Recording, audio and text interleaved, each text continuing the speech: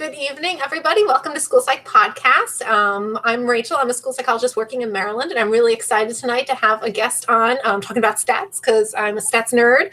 And I also feel like our graduate programs train us in a lot of things stats related. I'm thinking back to my stats class years ago, and a lot of the things didn't seem functional for what I'm doing in my job right now. And a lot of I see on message boards and things, a lot of school psychs posting questions about what does this mean and what happens when you get scores like this. And so I'm really excited to have kind of a functional discussion and presentation tonight on stats, because obviously very important related to our job, but hoping that everybody's hanging in there because it's the end of the school year and the madness of all the evaluations and timelines is probably catching up with everybody. So hang in there. You got this. But I'm going to pass it over to Rebecca. Rebecca? Hi, everybody. I'm Rebecca. I'm a school psychologist living and working in the state of Connecticut. And I would like to remind everyone to please participate if you're watching us live tonight.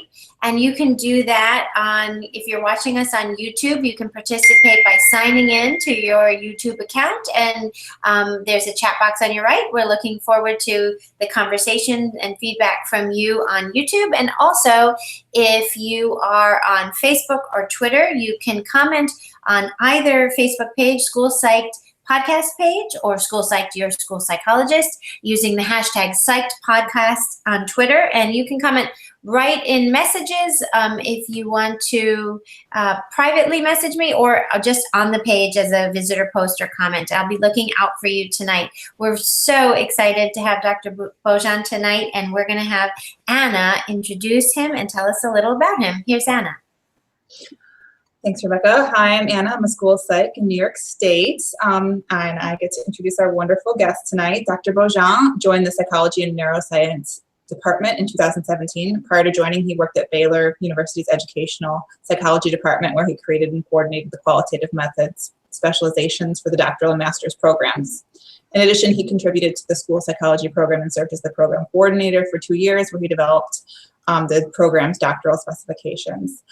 He also is a prolific scholar. He's won lots of awards, and he has some good training in measurement as well as school psychology. So he is the expert in statistics that we have dreamed of, and appreciated his chiming in on the forum and occasionally in various chats over the years. So Dr. Beaujean, thank you so much for joining us. Is there anything you want to add about yourself to tell the audience? That's a very generous introduction. I don't think I need to add anything more to that. So, all right. Well, welcome, and thank you so much for coming and chatting with us. I think you have a presentation, a PowerPoint that you're going to kind of walk us through, so we have some shared terminology to start off with. Yes. If I can, there it goes. There we are. My goal tonight is to talk about measurement type issues related to the practice of school psychology. I know that there's a lot of measurement concepts involved, whether explicitly or implicitly, in a lot of what we do, whether it's a psychological assessment of cognitive ability, of academic achievement, or making diagnoses, or even doing observations of behavior. There's measurement concepts involved in a lot of what is going on there. So my goal tonight is to hopefully make those concepts a bit clearer, so that when you all go to practice in your day-to-day activities, that you will have a bit better understanding of kind of some of the foundational issues going on there. So if you have any questions, feel free to ask. I'm not sure exactly how I can access the questions, but I will do my best to answer whatever questions are there, whether live during this podcast or after the podcast is over. I will do my best to answer everyone's questions that you all have. So first of all, my thought is to talk about what is measurement. I can't see you all out there, but how many of you were taught Stevens's definition of measurement when you were in graduate school, which is, in the broadest sense, the assignment of numerals to objects and events according to rules? if that's the case, you can, in the privacy of your own home, you can raise your hand. My guess is that probably many of you are raising your hand about that. That was wrong. If you know the history of what was going on with Stevens, his definition of measurement back here is really a reaction. A bunch of British physicists and psychologists got together in the early part of the 20th century to define, to describe or to meet about does psychology have measurement? And they singled out Stevens's Stone scale or Sohn scale, and basically said that it doesn't meet the requirements for measurement. And Stevens was aghast about that. And so his definition of measurement is really just a reaction to the British committees calling him out and saying that, well, he thinks he's measuring, but he's not really measuring there. And so that's kind of where that definition comes from. And for whatever reason, it just kind of took hold in psychology and has been the very popular way that psychologists have discussed measurement, even though it is a bit wrong. In fact, I just taught a undergraduate course in measurement in the spring, and that was verbatim the definition used in the textbook that I happened to use there. So those students got to have a lot of supplementation of that particular measurement. So then your question may be, well, what is measurement? Well, there's not a universal definition of measurement. One definition that I think is particularly useful is one by Luca Mari, who's an Italian person or scholar that studies the field of measurement, not in any particular discipline per se, but just measurement in sciences. And this definition, when I'm going to show it to you, is going to look technical. It may look a little bit intimidating, but it's not. Once you start parsing out the terms, it's not really that intimidating. But the idea of measurement is that it's a conceptual and empirical process, meaning that it requires data, but it also requires some type of formalism to describe, the data there. And the basic idea is that what you want to do is assign values about particular properties of an object. So what you want to do is assign values that represent the attribute of interest. So, if this is a length, we want to assign values to length that represent the actual nature of length. And so the idea behind measurement is that we want, on the left-hand side of these slides, we have this empirical reality. We have this reality in the real world of what these attributes are. And then on the right side, that's what kind of measurement is. We want to represent those differences, or we want to represent those levels using some type of symbols. Usually those symbols are numbers, but some problems can come in when we're just always use numbers to represent things, because we're taught in math class that numbers have these certain properties, and it's not always the case that the properties of numbers per se actually represent the properties that we know about the given attribute. And that's what we'll get to a little bit later here. But the basic idea is that, let's say, for example, extroversion. If we know that person A is more extroverted than person B based on whatever behaviors that we're observing, then we want to make sure that the symbols we're giving person A and person B represent that difference realistically. So measurement is not just assigning numbers, to attributes according to certain rules, but the idea of measurement is that you're assigning values in order to represent what the real world looks like. That's the only reason that we actually have measurement, so that we can understand better what this world is around us. And so with that being the thing, we want to make sure that every time we are assigning numbers to these attributes, that we're actually representing the actual attribute. We're not just assigning numbers, just because, historically that's what's been done, or that's what we think is the best thing to do, but it's because we're actually representing what we think, or at least what the state of knowledge is about particular attributes. So for some attributes, we have a whole lot more information, than other attributes. Things like, grit or, happiness, whatever. We just don't have a whole lot of knowledge about that. I mean, they're popular concepts, but we just don't have a lot of knowledge. So the numbers that we can use or the symbols we can use to represent values on those particular attributes, aren't going to have as much meaning as things, like in the physical world, like density or heat or mass or something along those lines, where we have our centuries and centuries of information where we've been gathering, to understand those particular attributes. And if you actually look at the history of measurement in physical sciences, it didn't just come out overnight. I mean, it was, centuries and centuries of work and doing empirical studies before they actually went to the stage of being able to measure, the particular attributes there. So the take-home thing here is that measurement needs to represent some property in the real world. And whatever it is that we know about the attribute, that's what the numbers need to do. If the only thing we know about a particular attribute is that person A is different than person B, then that gives us a whole lot more leeway to assign, symbols than if we say that, oh, that person A has twice the amount of attribute as person B, then that gives us a whole lot less leeway to make those assignments there. But those assignments need to be based on what do we know about the attribute.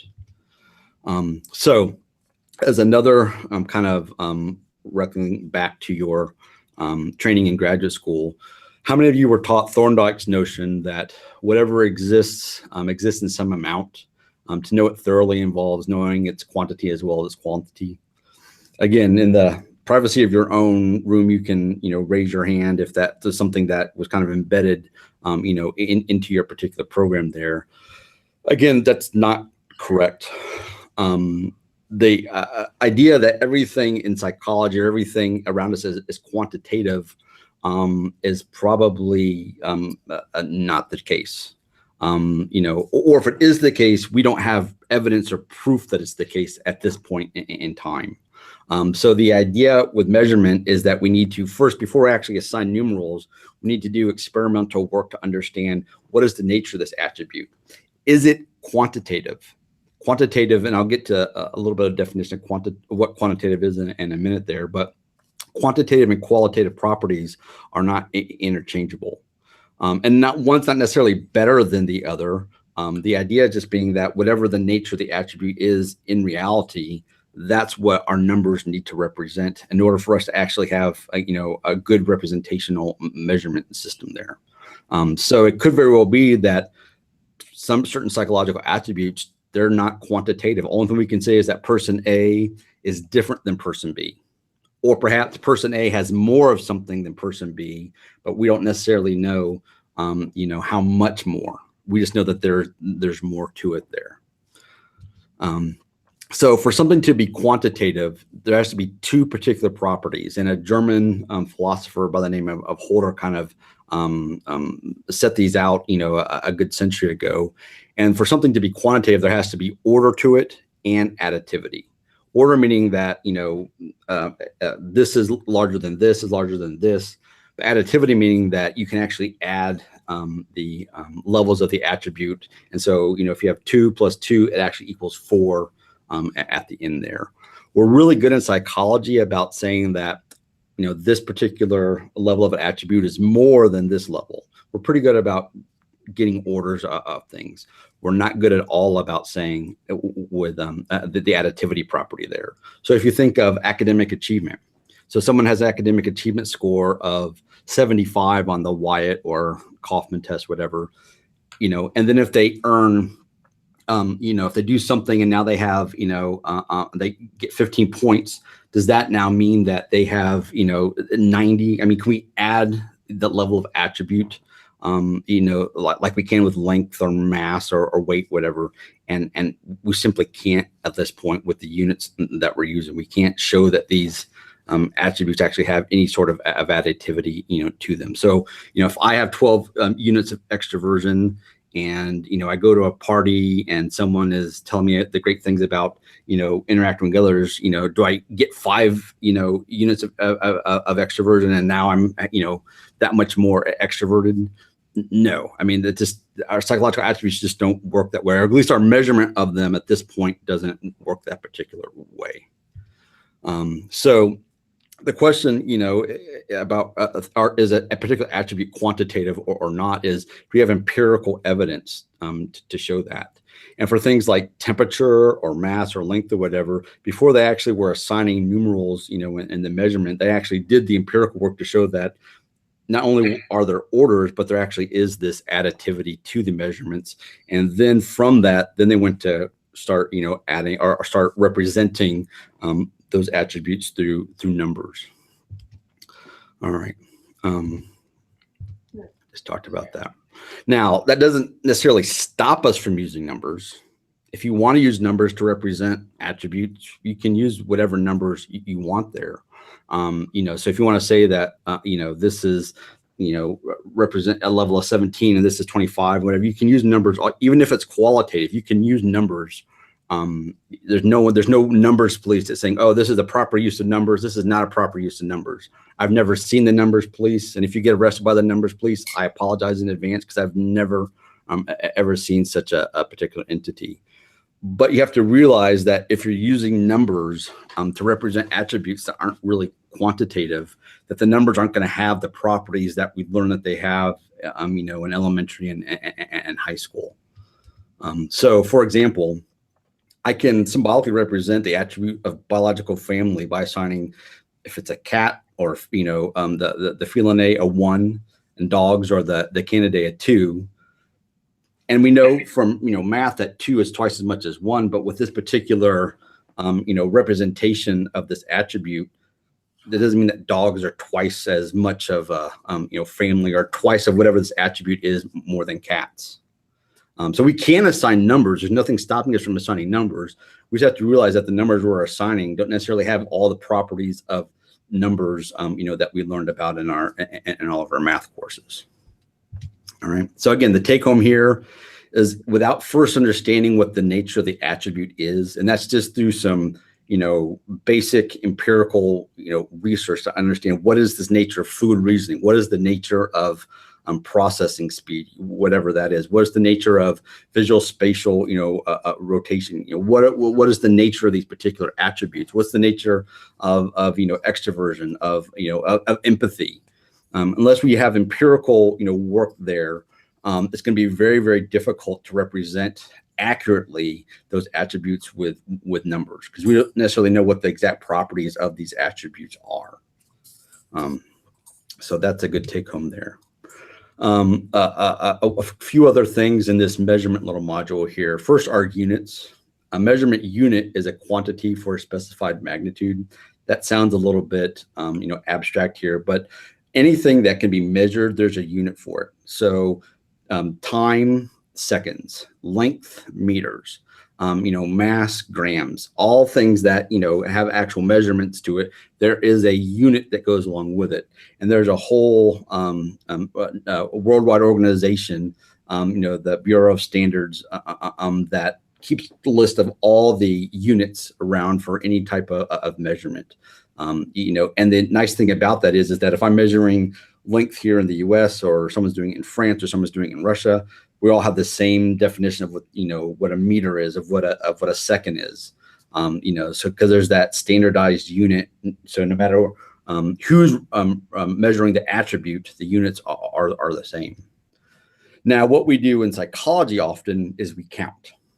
We count how many items someone got correct. We count how many times someone was out of their seat. We count how many times they had to get sent to the principal's office. We do a lot of counting in psychology, and our measurements are almost all counts.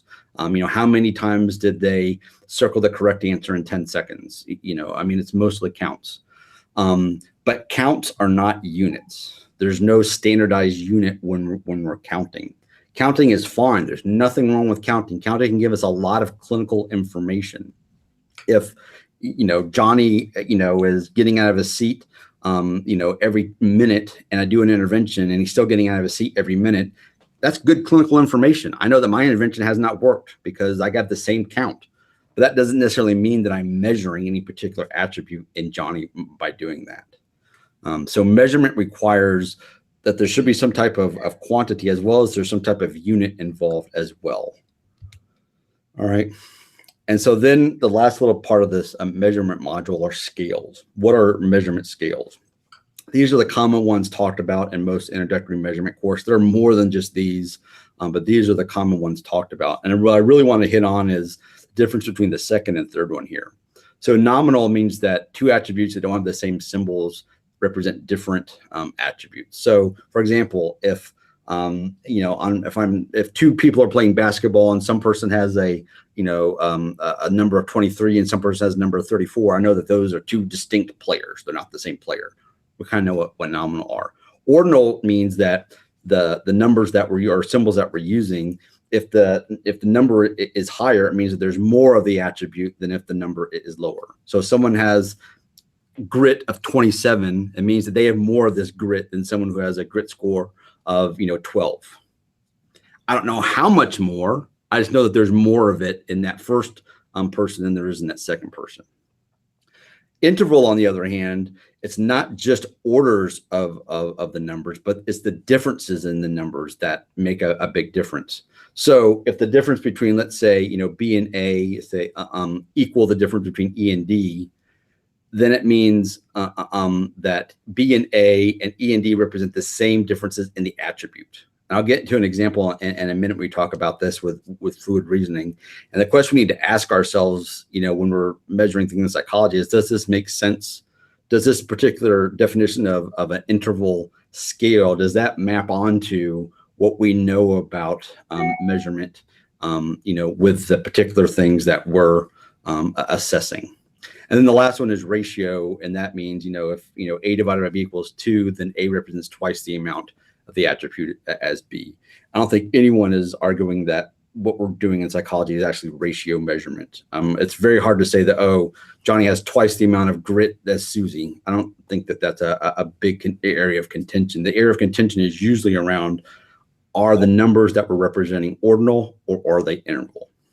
Right. So based on that definition of interval, so we have two sets of differences on a fluid reasoning task.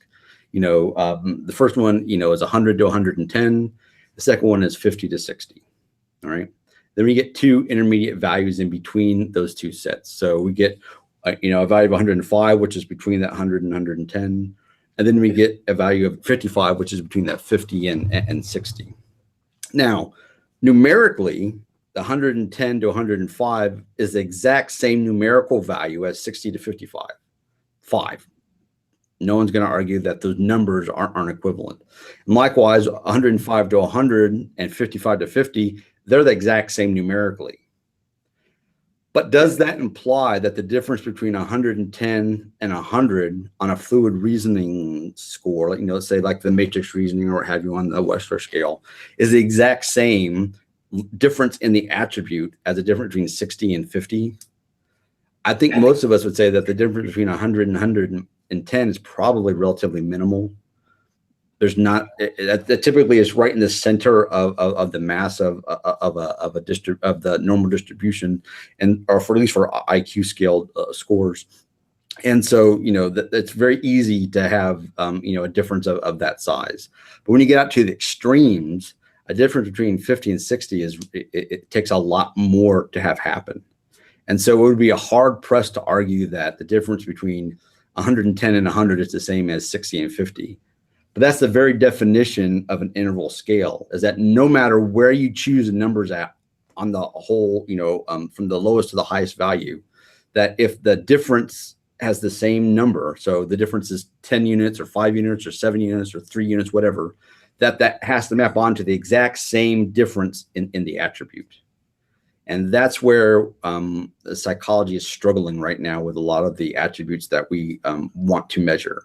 So if you think of things like, visual spatial skills or working memory skills or processing speed skills, all these variety of attributes that were of interest, we'd be hard pressed to say that any two score differences, they have the same value, actually map onto the exact same differences in the underlying attribute.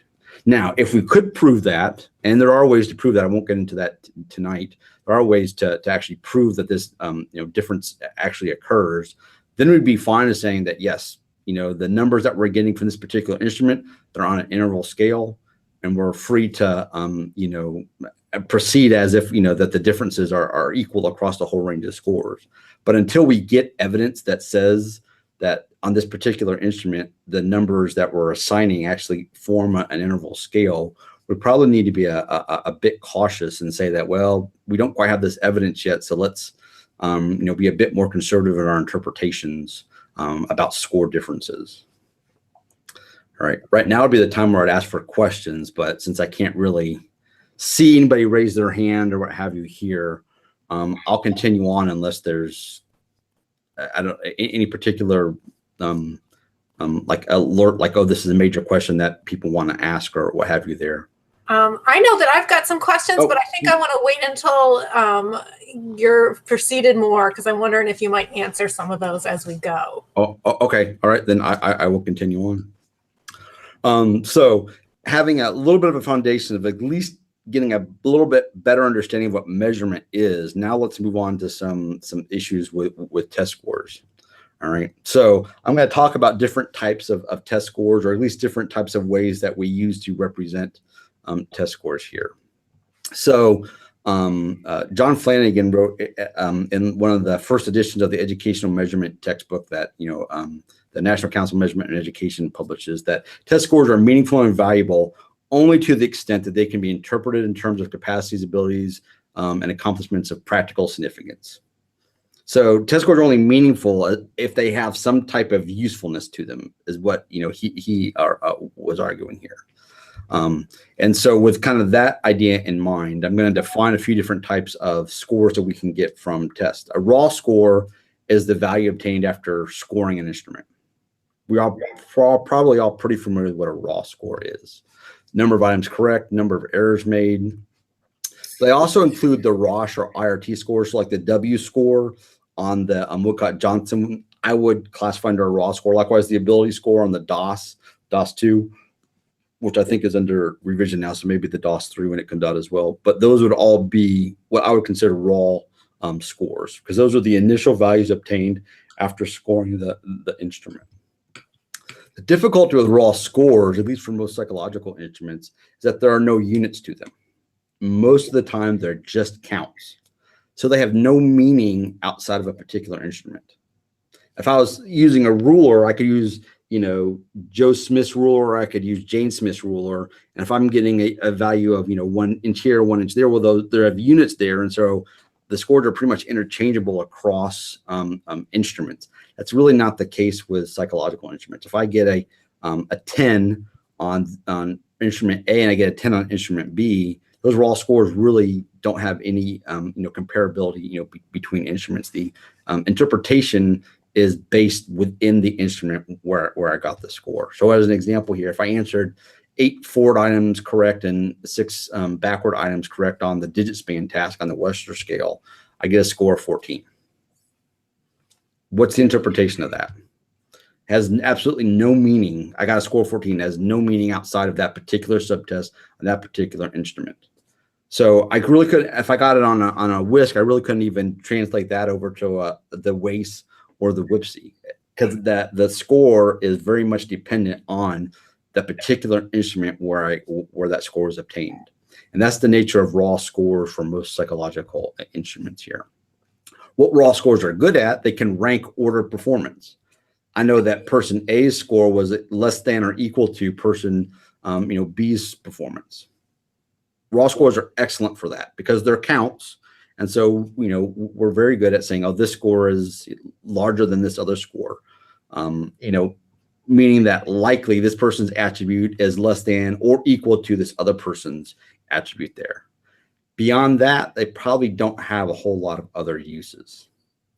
And if you remember that little quote I gave at the beginning, the whole purpose of having scores or getting scores is that they can have some clinical usefulness.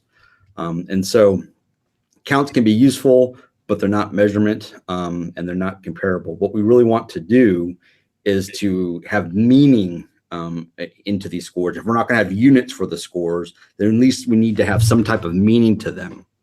All right. And so that's where scaling comes in. Scaling is finding, particular ordered symbols, which you can think of as numbers, to represent the attribute based on the results from an instrument. So what scaling is doing is to help you interpret the test results. So they're taking those raw values that you get from a test score, whether it be number of items correct, number of items you missed, raw scores, what have you there, and trying to help you interpret what's going on there. All right. And so, I'm going to skip that. So scaling is usually how this is usually done. to aid with the interpretation is they either incorporate content meaning into the scores or they incorporate normative meaning into the scores. And you probably all are familiar with that second one because that's what many of the scores that we use from our clinical instruments. So I'm going to talk about that a bit first. But before I get to that, I want to define what a scaled score is. And it's just the result from scaling raw scores, whether it's I'm incorporating normative meaning or incorporating content meaning. It's just that's the end result from after our scaling process. And there are two typical ways to transform our raw scores into some type of scale score. The first is a linear transformation, which I'll get to in just a second, and the other is nonlinear. Typically, nonlinear transformations are done when you want to normalize scores. So if the raw scores don't follow a normal distribution, but we really think they should, when we do the scaling, we can actually force them to follow a normal distribution. Or we can force them to follow any distribution. Actually, it doesn't have to be normal. That's often when nonlinear transformations are used. But for our purpose, I'm just going to talk about linear transformations. And linear transformations are just the stuff we learned in middle school algebra, that end result equals the intercept plus some type of slope times the raw score here. All right, so this should be probably familiar to most folks here. All right, and the issue is we need to find values for A and B here. How on earth do we get values for A and B? We know this is the general formula, but how do we find values for that? Well, a common way to do this is we can take the raw score or we can take the mean of the raw scores, and then we can transform it to be the average or the desired average on the scale score. So we just can pick a value. We want all of our, raw scores, our instrument's raw scores have this particular mean. We can do the same thing for standard deviation. No matter what the standard deviation of the raw scores are, we can transform them to have the standard deviation that we want them to have. All right, and to do that, we just plug them into a particular equation here. And so this is the equation here, and you can see in the little under brackets there what the A and B are. So if the S underscript is the desired value and the R underscript is the actual value from the raw scores, it's pretty simple to go from raw score to the scaled score, giving us the mean and the standard deviation that we want. And while maybe not perhaps in this exact form, but this is conceptually what is done with most achievement tests and cognitive ability tests, and even many behavioral type screeners here, is that we get a raw score of 25 units, or we have a raw score mean of 25 units, standard deviation of 7 units. That has no meaning to it. But we can transform into a T-score that has a mean of 50 and a standard deviation of 10. Then hopefully that incorporates some more meaning to them. All right. And then I'll, if people are more interested in doing the nonlinear transformations, Angoff wrote a really good chapter a few years ago about that. And actually it's freely available on the Education Testing Services website. That's why I referenced that there. So kind of having an idea about what a scale score is, now let's talk a little bit about how do we incorporate meaning into these scaled scores. The most common way, and one that any school psychologists are going to be familiar with, is to incorporate norm-referenced information. And so a norm-referenced score is just a scale score that incorporates some type of normative information into it. All right. This idea came from E.L. Thorndike over a century or almost a century ago, that psychological test scores should be interpreted in reference to some normative group. That was his idea, that in order for us to interpret, he was talking more about educational measures then, but then he went and applied it to about all other type of psychological measures. But instead of doing the hard work to actually come up with units, he said, well, let's just interpret test scores in reference to some normative group instead. All right. So this is one of the things he wrote almost a century ago, that, individual differences in traits should be carried out in terms of distributions, and each derived from the actual measurement of large representative groups of individuals. Meaning, take home, the message there is that, let's not worry about the units. Let's just interpret our scores in terms of how well or how close they are to what is typical for a given population. All right. Now, Thorndike believed that psychological attributes were quantitative. And I showed you that quote earlier. He believed that psychological attributes were ultimately quantitative. And it was just, with enough work, we can actually be able to get scores that would actually represent those quantitative attributes accurately. All right. So he already kind of begged the question there. He didn't ask, are these scores quantitative, or are these attributes quantitative, and can we assign numbers accordingly? He assumed a priori that almost all psychological attributes were quantitative, and then proceeded on from there. All right. So the general process of incorporating normative meanings, and you're all probably pretty familiar with this. You administer the instrument to a group, the norming group. This group represents the population of inference. So for many high stakes tests, the normative group is a representative sample of same age folks from the United States. The norm group raw score is set to have the desired mean and standard deviation there. And usually the instrument creator does that. They say, oh, I want the normative group's mean to be 100. I want the standard deviation to be 15. I want the mean to be 50. I want the standard deviation to be 10. Usually the instrument creator does that. And then they use this particular formula to do the conversion here. And this is just that Z-score formula that you're all pretty familiar with. I just put it in terms of going from the raw score group to the norm group's desired standard mean or desired mean and standard deviation there. So the R score just represents the raw score. Mu R as just the mean raw score in the norm group, and then the sigma R is just the standard deviation of those scores. All right, so it's not hard to incorporate normative meaning into scores. In fact, I don't want to say it's not hard. It does take a lot of work, but the general process is conceptually relatively easy to get at. It's just transforming a particular raw score and seeing how much it deviates from the norm group score. That's all it basically is there. And these are some common mean and standard deviations for norm reference scores. So the IQ score is a mean of 100, standard deviation of 15. The scaled score in the Western, mean of 10, standard deviation of 3. The T score, which is named after Thorndike, mean of 50, standard deviation of 10. And you can see all these other scores. So these are very, very common transformation. In fact, norm reference or incorporating normative meaning is probably the more common of the ways of doing scaling. All right, and then this is an old graphic from the Psychological Corporation a good 50, 60 years ago that kind of shows you that all these different scores are just basically the same thing, just different values being used there. But the idea there is that the quote unquote unit is standard deviations. So instead of having units like inches or meters or seconds or what have you there, going kind of based on Thorndike and somewhat Thurstone's ideas, is that they kind of made the unit in very, very broad terms to be the standard deviation of some type of normative group. Well, you can kind of foresee some of the problems that are going to occur when you start having this variable unit that's used. All right, but that's stuff to come later. So norm reference scores are useful when you want to compare the typical performance in population. For example, the diagnosis of osteoporosis is done based on a norm reference score. It's not based on even though the raw score is in a technical unit of density, the diagnosis of osteoporosis is based on how far that bone density deviates from the mean. So norm reference scores can be very, very, very useful.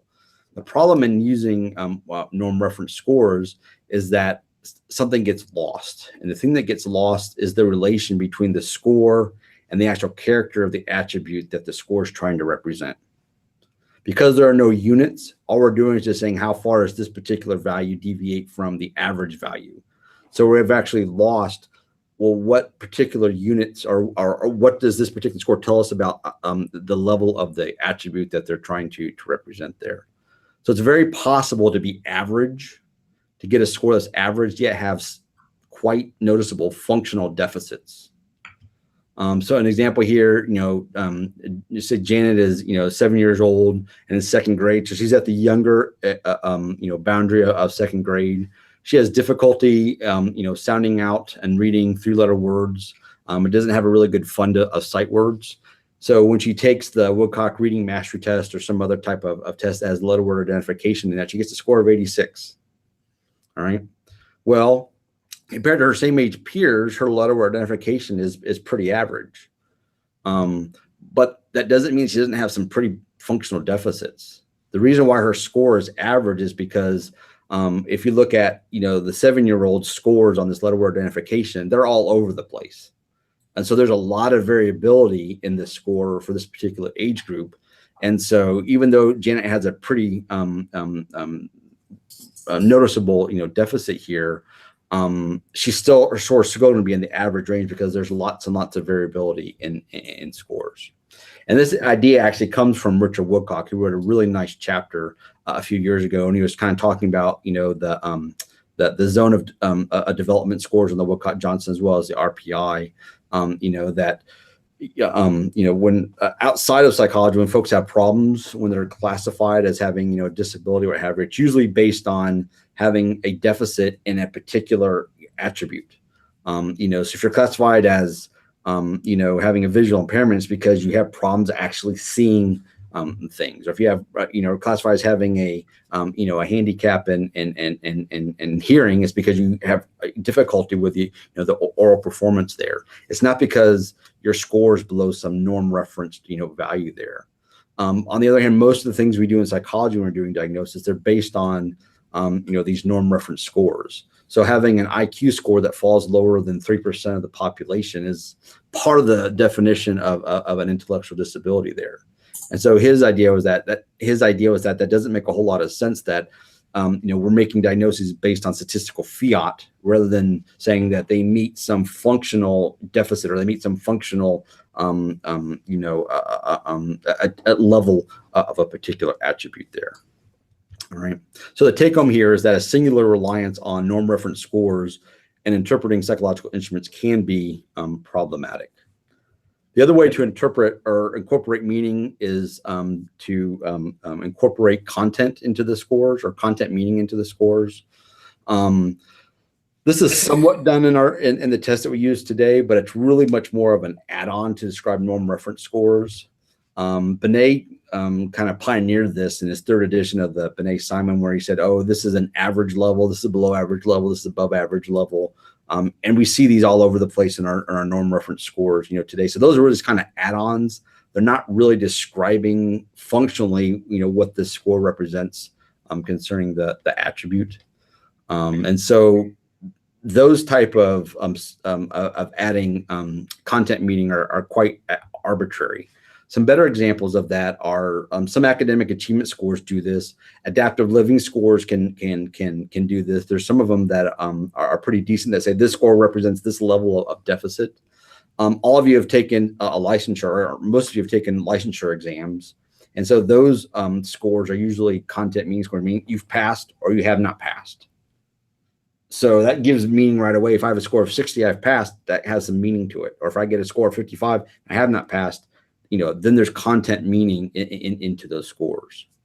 Unfortunately, we just don't have a good history of doing this with psychological attributes, that, oh, here's our score and let's incorporate content meaning to them. John Carroll wrote a bit about this, in the 80s about the problems with why aren't we doing this? And he actually gave some good examples there, but unfortunately it just kind of has not taken off a whole lot outside of those few domains, like some large scale academic assessments and some functional adaptive skills type of instruments. They do that relatively commonly, but outside of that, it's just not done a whole lot. And one other thing that we need to talk about when we talk about scaling is the precision of the scores. Because our instruments don't have units to them, the number of possible score values to be selected has to be done by the developer. And there's a variety of methods to do this. So for some examples, if I'm going to use a T-score, that has a standard deviation of 10, which means that I think that, basically 1 unit maps onto 1/10 of a standard deviation. Whereas if I'm going to use an IQ score, that has a whole lot more score variability to it. And I think that 1 unit maps onto 1/15 of a standard deviation. I think there's more precision there. Or if we use the Wechsler scaled score, it has a standard deviation of 3. It means I think that 1 unit represents 1/3 of a standard deviation, meaning that my units are a bit more coarse there. And so that's kind of up to the developer to determine what units they want to use there. And all these are based on rules of thumb, and they kind of miss the broader point there. That if we have nominal or ordinal type of attributes, then the number of values that our instruments have should be based on the distinct levels we know about the attribute. If we know that, here are some different levels of cognitive ability that we have a good grasp on. This is functionally a low one, a low level. This is a kind of intermediate. This is a high level, what have you there. The number of scores we're extracting from our tests should represent what we know about that particular attribute. And so the scores we select should be representative of how much information do we know about the attribute. Can we have 10 different levels? Does it make sense? Can we map that onto something functional? Does it make sense for us to have 50 different levels or 50 different scores for this particular attribute? Unfortunately, I don't think that that's a whole lot of thought is put into that. We just kind of put scores on these metrics that based on history, as opposed to I think I can classify cognitive ability into 10 discrete categories or to 10 ordered levels there. All right. So I don't want to go way over my time here. It looks like I'm still kind of missing that.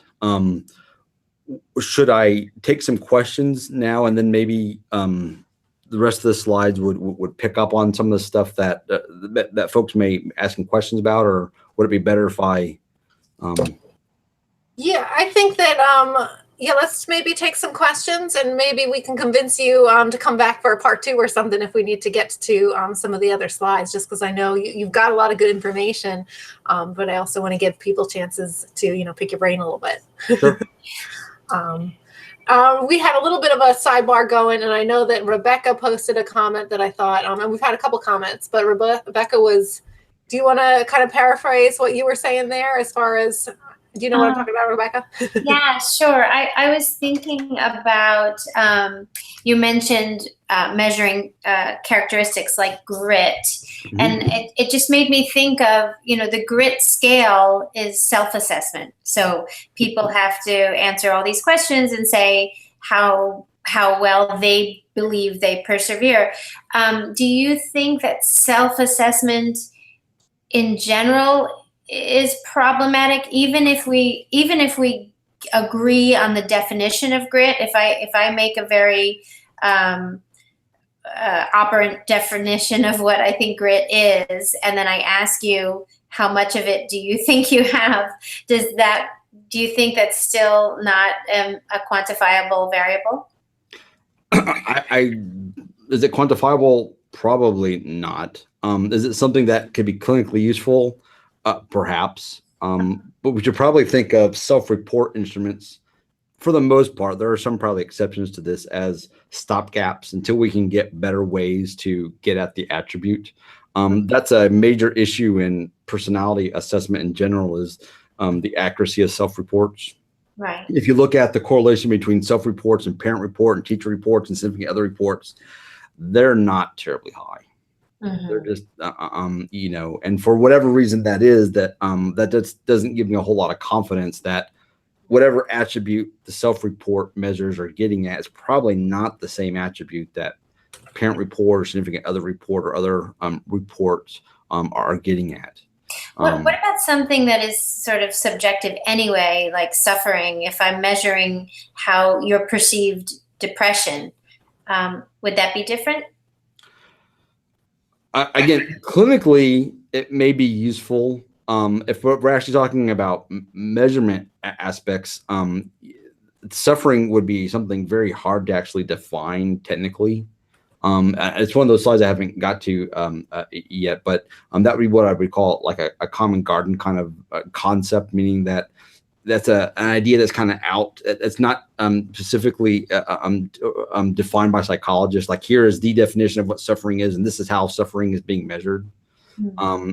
My guess is if you get two different instruments that purportedly measure suffering, you're going to get two very, very different scores out of them, because there's no singular definition of what suffering is, and so then you get all these varieties of scales and scores coming out of these scales that ostensibly are getting at a level of suffering, but yet the definitions are different, and so they're not really all measuring the exact same attribute there.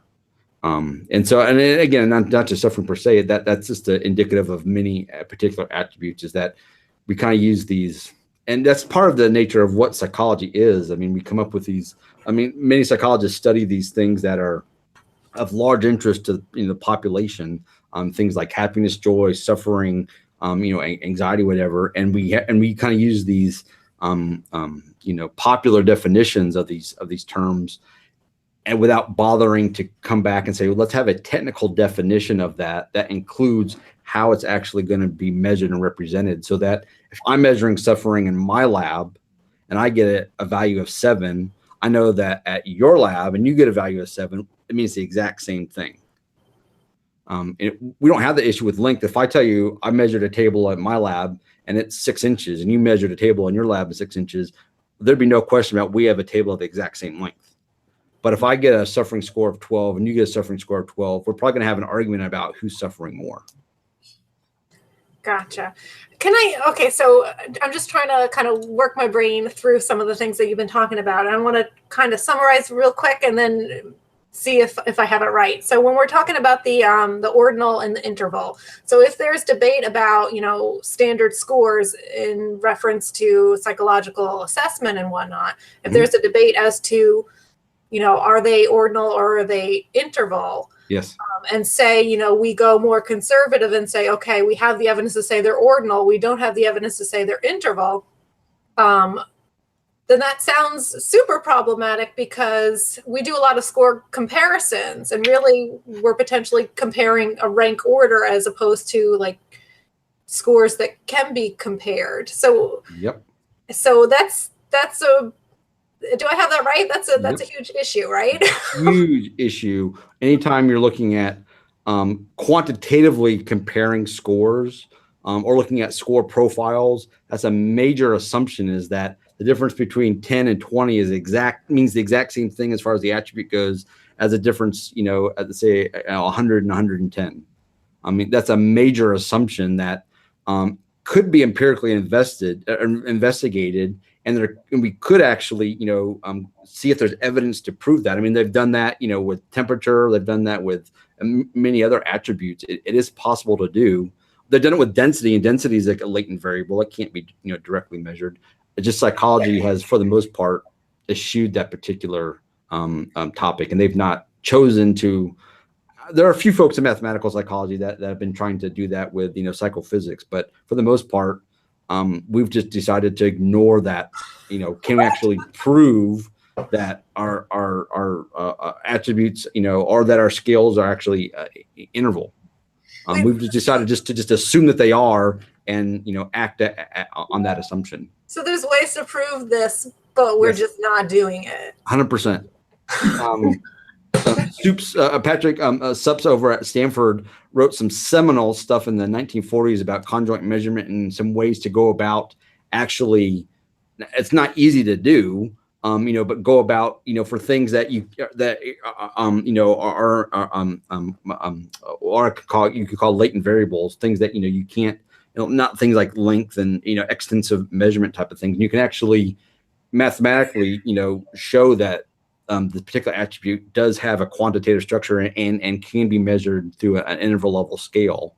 But I can probably count on 2 hands the number of things I've seen in psychology that have actually tried to do that. Wow.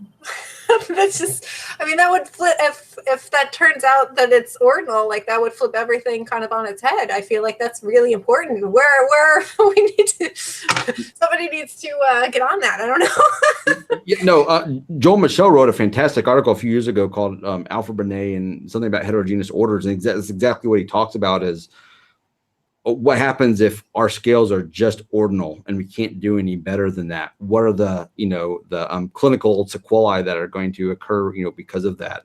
And I think that's something that we need to give thought to. Either we need to go about the business of trying to empirically demonstrate that our attributes are quantitative, our scales are interval, or we need to go about the business of saying they're ordinal. Let's make sure a clinical interpretation maps onto what we know about this a particular attribute.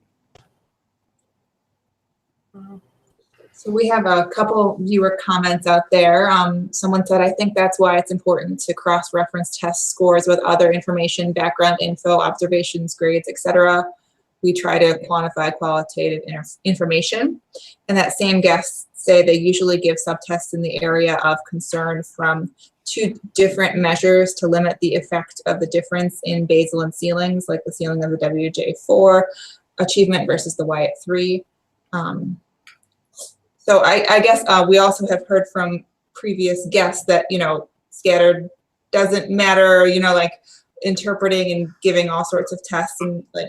I don't want to say that scatter doesn't matter. What I want to say is that we don't have any evidence that it matters. I mean, my gut says it probably does make a difference if someone has more spatial ability than they do, verbal ability. We just don't have the technology at this point to be able to definitively say this person's visual spatial score is higher than their, verbal reasoning score or verbal ability score. So I don't want to say that scatter doesn't matter. It may matter. We just don't have the measurement technology at this point in psychology to be able to say that, this difference of 10 points between their visual spatial and, verbal ability maps onto something clinically meaningful. Mm-hmm. So maybe it should be like hashtag we can't measure scatter. Doesn't sound yes, good. That would probably yes. Mm-hmm. Oh, that doesn't rhyme. So if I'm understanding of hashtags, they need to be pithy and rhyme and what have you. I guess the bottom line for me is that we're all in this field because we want to help kids, and testing them for hours and hours and finding all these different measures of cognitive ability. I'm not an cross battery person, so I can't give the letters of what they mean and all that stuff. But doing all that might not necessarily help a child. Where doing other things. With yes, there was a fantastic article in one of those NASP journals relatively recently. I think one of the trainers things are about the cost of doing such a comprehensive cognitive assessment. As far as time and resources goes, and the cost of those far outweigh what the benefit are. And I think you could probably get, if you're going to spend X amount of hours with somebody, you could probably get more bang for your buck by doing things other than, 10 hours of cognitive assessment. Behavior observations, interviews with parents, interviews with teachers, home visits, what have you. If you're going to spend X number of hours with a student before you go to the, IEP or our meeting, what have you there, you probably could get more information by doing things other than lots and lots and lots and lots of various cognitive assessment or other types of assessment. Assessment definitely has a place. Cognitive assessment definitely has a place, but the hours that are spent on some of these programs to do 2 or 3 hours doing all these different comprehensive cognitive assessments, I just don't see the benefit that's coming out of that, given that we can't show that these score differences actually map onto functional differences in the attributes that they're purporting to measure. Which is interesting because I remember in grad school professors saying, if you only had an hour to spend with a child, spend it giving an IQ test because that will give you the most information, the most bang for your buck, which, does bamboozled again, I guess. Right. I wanted to read a comment from a viewer. Is the answer to interpret all scores with caution and on a case-by-case basis, or to move away from norm reference and criterion reference measurements and use more qualitative measurements? And then also, do you think that RTI in identifying SLD is better? Sorry, that's a couple different I mean, I think we could all benefit. I don't know if everyone taken a qualitative, type research stuff, but the idea in qualitative, methods is that you're triangulating, you're getting lots of evidence. You're not relying on particular scores. And so, I mean, my approach to assessment is, you gather, enough evidence to see if you can support your conjecture or not. And so you don't just rely on a norm reference score. You don't just rely on a criterion reference score. Just don't rely on a curriculum-based score. You see, are there multiple lines of evidence that are all kind of pointing in the same direction? So if there's a norm reference score that shows below average, I can have functional, skills assessment that shows below average. I talk to the student's parents. He's struggling at home. I talk to the student's teacher. He's struggling in class. I talk to the student and he says he hates doing this type of, all these lines of evidence are all converging. So I mean, there's a place for all sorts of these assessments, but I wouldn't use any particular one of them, as the end all and be all. They are kind of contributing to your, I guess, clinical impressions there. As far as the RTI thing, my own personal read of the literature is that, Jack Fletcher's kind of idea of that kind of integrated thing of using RTI and somewhat of a norm referenced achievement tests probably have the most bang for the buck as far as, getting at things. And so I think in a school that's implementing RTI well, I think that's doing 90% of the work and determining whether a student has a learning disability. I mean, if you add to that maybe one norm referenced, assessment of the area of interest and showing that not only is there a functional deficit, but compared to the students' same age peers, there's also a normative deficit. I think that can go a long way into making a strong argument that the student has a learning disorder, learning disability. Okay, Dr. Beaujean, we are out of time, so we're going to wrap up. We would love to have you on maybe in the fall again for like slide 79 and up kind of thing, because we're stats nerds and you're very intelligent, and we think you would help us and our viewers out there do a better job. So yeah, I would love to. I mean, yes, I have all my stuff there on grade equivalent scores and what have you there. So I would be happy to go to part 2. Awesome. Thank you so much for your time tonight. Sure. And, that was wonderful. Thanks. Sure. Have a good day. All right, and I think we're wrapping up for the school year as far as Psych Podcast. I know we have kind of a special episode planned in July, I want to say, with Dr. Scott Lilienfeld, who is going to talk about common myths in school, in psychology, in education, and I think a lot of instances where we're being bamboozled, and things that we're all doing on a regular basis that maybe there's no evidence to support that. So I'm really excited for that one too. So I'm hoping you guys will tune in for that. But thanks, everybody, and I hope that you're wrapping up everything with all your testing. Enjoy your summers. Night, everyone.